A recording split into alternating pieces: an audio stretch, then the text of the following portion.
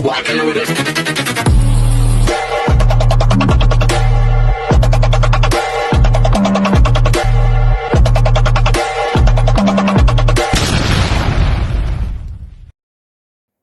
Hello beautiful people! Welcome back to my channel. This is your Mama Sam dito sa Sam Sam TV. Kamusta naman kayo mga amigo, amiga, kumare at kumpare? Sana lahat kayo ay okay at safe ngayong araw na to. Syempre ko ako naman ang tatanungin nyo. Ito naman nakikita naman ninyo, fresh overload pa rin. Diba? Ganyan talaga guys kapag maganda ka, charot. So ito nga, syempre, ang pag-uusapan natin ngayon, si Kun Ant kasi, nakakaloka talaga. Alam mo ba, kung ano-ano nilang pinaggagawa niya sa Miss Universe. Una, ang naloka lang ako dito kasi sinama niya dito yung may mga anak na, di ba, yung mga Miss. So ngayon, ito nga, nung nakaraan taon, ang unang-unang kandidata na inilaban na may anak ay si Miss Colombia. So ang Colombia, ang unang-una nagpadala ng kandidata na may anak. And then nanalo nga siya bilang Miss Colombia at ipinadala nga siya sa Miss Universe. At sa Miss Universe, ang nakakaloka, naka-top 5 pa ang lola mo. Diba? So, nakakaloka. In fairness naman kasi, maganda naman talaga siya at sexy. Pero kasi, parang maloka ka talaga sa eksena niya. Medyo nakakabaliw yun. Kasi, parang alam naman natin ang Miss Universe ay Miss Universe. Pero, sige lang. But, akala ko, nung nakaraang taon lang na magkakaroon ng kandidata na may anak. Kasi nga, parang feeling ko, sige, promotion nila, gusto nila na ipakita ang Miss Universe ay equal sa lahat. So, syempre, nandun naman tayo na parang wala naman na sigurong susunod na ganyan. Pero ngayong araw na to, nanalong Miss Venezuela, isa na namang ina, di ba? So, ina ng parang 12 anyos na bata. So, nakakaloka kung iisipin mo. Parang, ano ba? Hindi ba ang mangyari na dito sa Miss Universe, dumating yung araw na lahat ng kandidata dito ay puro may anak na, di ba? So, ang akin lang kasi, bakit pa siya Miss Universe kung ilalagyan nyo rin naman ng mga misses yung mga yan?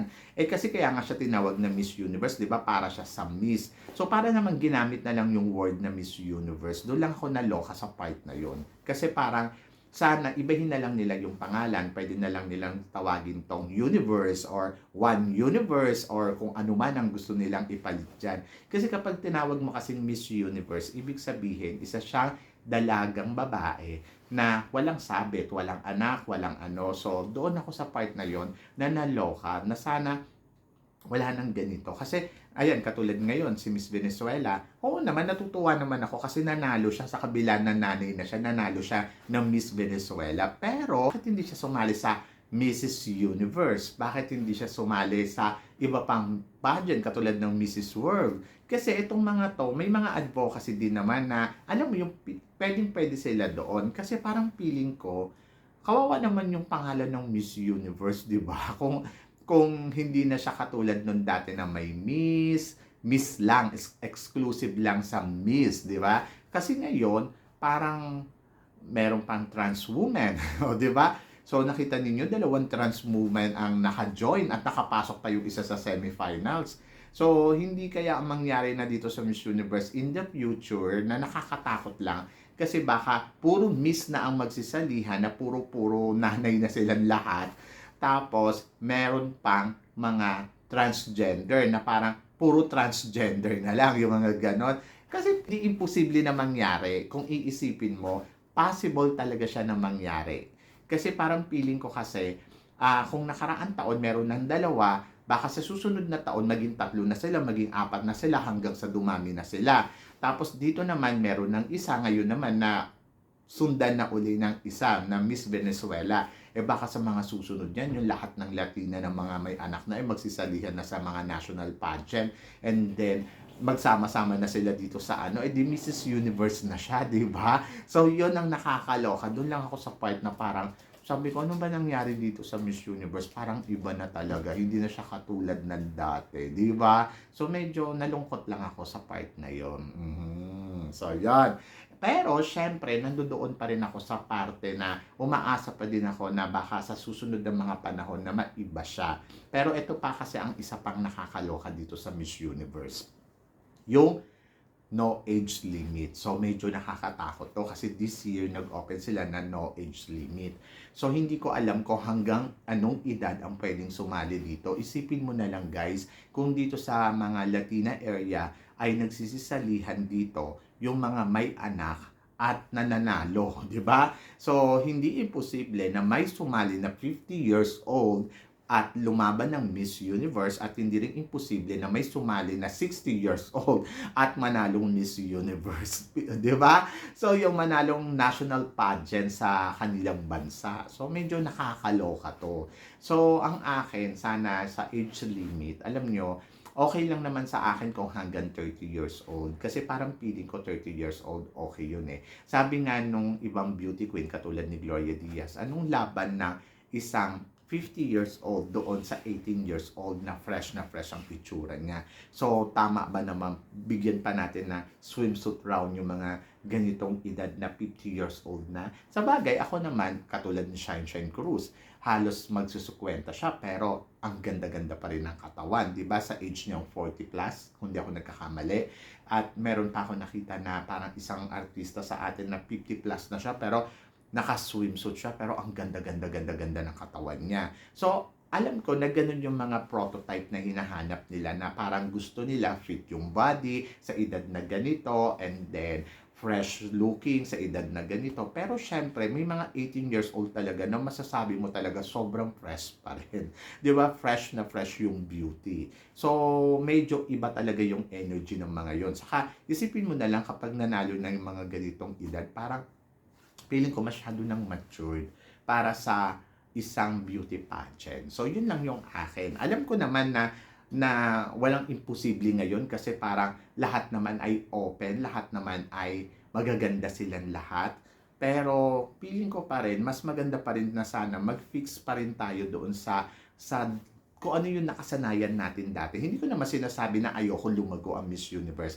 Gusto ko, pero may mga pageant kasi na para sa mga lesbian, may mga pageant na para sa gay lang, may mga pageant naman na para sa mga misses, may pageant kasi na para sa miss lang. So, ang akin, syempre, doon tayo sa Miss Universe na pangalan, dapat Miss siya kasi kung tutuusin ng Miss Universe, sobrang ginto to para sa akin. Yung ang taas ng tingin ko kapag ikaw nanalo ka ng Miss Universe. Pero ngayon, nahaluan na siya ng kung ano-ano. Medyo nababaliw lang ako dito sa mga parang, sabi ko, ayan sa Miss Venezuela, nanay naman, hindi na Miss Venezuela ang tawag sa kanya, Mrs. Venezuela eh. Kasi di ba parang may anak na siya. And then sana hinintay niya na lang mag-18 yung anak niya at yun na lang ang sinali, mukhang potential din, di ba? So parang ang akin, yes, totoo, maganda yung na-achieve nila, pero kasi mas maganda kung pananatilihin natin ang Miss Universe ay tawagin nating Miss Universe. Kasi ginto siya para sa atin. Kumbaga parang ang tagal-tagal natin iningatan ang Miss Universe. Tapos ngayon parang kung titignan mo ang Miss Universe, kung ano-ano na ang mga nakikita natin. Sabi nga ni Miss Gloria Diaz, para na siyang circus. Charot, so yun. So, ewan ko. So, naiintindihan ko naman kung ano yung gustong mangyari ni Kun An dito sa Miss Universe. Pero kasi minsan, parang ang hirap i-accept na parang hindi ba nakakaloka na baka sa susunod purong miss na silang lahat. 'Di ba? So, yun. So, yeah, nire-respeto ko yung desisyon nila. Pero sana medyo mag-stick lang tayo doon sa kung ano yung nakasanayan natin. Tapos palaguin na lang natin konti, lagyan natin ng konting kwento, hanapin natin sa mga babae kung sino ba yung mga younger women na alam mo yun na bata pa lang sila pero ito na yun na-achieve nila. So, dapat mag-focus tayo sa ganun. Kasi naman mag-focus tayo sa ganitong eksena na parang medyo nakakaloka. Charot. So, yun. So, I wish na sana talaga mag-iba na yung Miss Universe. Bumalik na siya sa dati. Kasi parang feeling ko, konting panahon na lang, puro misses at mga trans na talaga ang mga magkakabugan dito sa Miss Universe. Kayo ba guys? Ano guys at tingin ninyo? Tingin ba ninyo na tama ba pa na ang mga nilalaban dito ay yung mga misses? Tapos tama ba na tingin ninyo na ang mga ipapasok pa nila yung no age limit. So tingin niyo may mga sasali ba na mga ang edad ay 40, 50? So kamusta naman ang Miss Universe? So ano guys ang opinion niyo diyan sa mga pinag-uusapan natin ngayon? So please comment below para at least malaman ko naman kung ano naman ang chika mo dito sa mga pinag-uusapan natin ngayon. Sus ko, nakakaloka talaga. Sumasakit yung ulo ko. Charot. So yun guys, kayo guys, ano guys ang masasabi ninyo? So please i-comment lang ninyo dyan sa baba. At sana guys, huwag niyong kalimutan na mag-subscribe dito sa channel ko ng bonggang-bongga. At huwag niyo na rin kalimutan i-click ang notification bell para lagi kayong updated. Syempre sa akin mga chika. Sabi nga ganon, always keep smiling and always think positive guys. Walang imposible guys. Magtiwala lang tayo. So yun guys, hanggang dito na lang. Hanggang sa muli nating chikahan. See you tomorrow. Thank you guys.